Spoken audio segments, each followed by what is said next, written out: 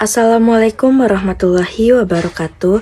Perkenalkan, nama saya Tri Asyifa Lestari dengan NPM 205060159. Di sini saya akan membahas materi kelas 4 SD tema 4 subtema 1 tentang peninggalan sejarah. Marilah kita simak baik-baik. Peninggalan sejarah.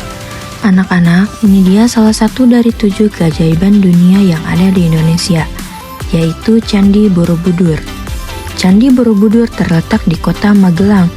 Candi Borobudur merupakan salah satu contoh peninggalan sejarah.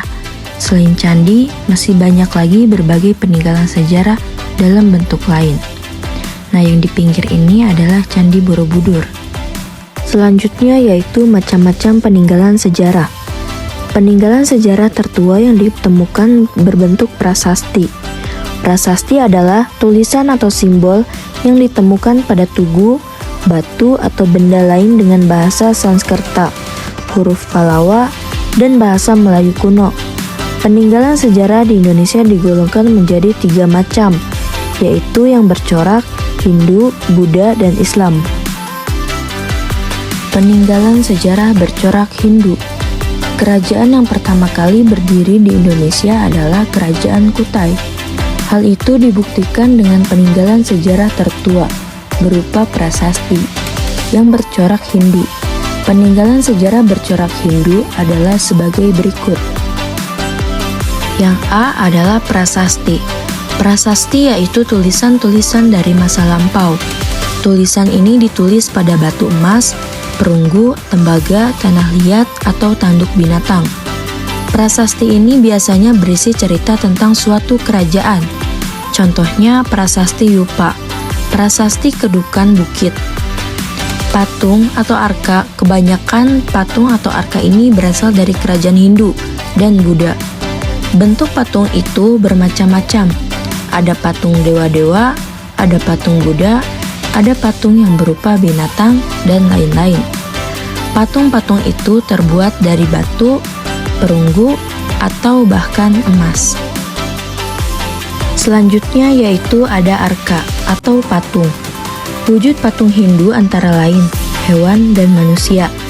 Patung berupa hewan dibuat karena hewan tersebut dianggap memiliki kesaktian.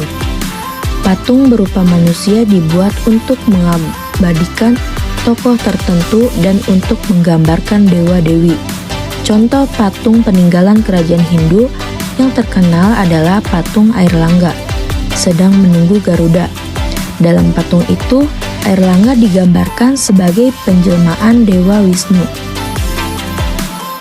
Selanjutnya yaitu yang C, ada kitab atau karya sastra. Karya sastra peninggalan kerajaan Hindu berbentuk kakawin atau kitab. Kitab-kitab peninggalan itu berisi catatan sejarah. Umumnya karya sastra peninggalan sejarah Hindu ditulis dengan huruf Pallawa dalam bahasa Sanskerta pada daun lontar. Karya sastra yang terkenal antara lain Kitab Bharatayuddha dan Kitab Arjuna Wiwaha. Kitab Bharatayuddha dikarang Empu Sedah dan Empu Panulu. Kitab Bharatayuddha berisi cerita keberhasilan Raja Jayabaya dalam mempersatukan kerajaan Kediri dan kerajaan Jenggala. Kitab Arjuna Wiwaha berisi pengalaman hidup dan keberhasilan Raja Airlangga. Nah, yang terakhir yaitu ada Candi Prambanan. Candi Hindu adalah bangunan untuk memuliakan raja atau tokoh terkemuka yang telah wafat. Dalam candi disimpan bermacam-macam benda, seperti batu akik dan berbagai jenis logam dan saji-sajian yang disebut peritih. Selanjutnya yaitu menghargai peninggalan sejarah. Nah, di sini juga kita harus menghargai peninggalan sejarah. Yang dilakukan yang pertama yaitu mengunjungi tempat bersejarah. Saat berlibur, kunjungilah tempat-tempat bersejarah seperti candi, istana, makam, masjid, beteng, dan museum. Di museum terdapat benda peninggalan sejarah yang sudah lengkap dengan data-datanya, seperti prasasti, kitab-kitab, senjata, logam, bebatuan, mahkota, singgasana, dan benda-benda lain yang mengandung nilai sejarah. Yang kedua yaitu mempelajari bukti peninggalan sejarah. Untuk dapat menghargai peninggalan sejarah, kalian dapat mempelajari buku-buku dan berbagai peninggalan sejarah yang ada di perpustakaan. Kalian juga bisa memperkaya pengetahuan dengan membuat clipping mengenai gambar-gambar benda bersejarah dari majalah, surat kabar, buku-buku, dan internet.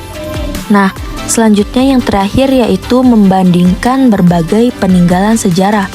Benda-benda peninggalan sejarah itu secara garis besar bercorak Hindu, Buddha, Islam, dan percampuran di antara ketiganya.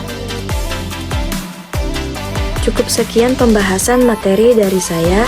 Terima kasih. Wassalamualaikum warahmatullahi wabarakatuh.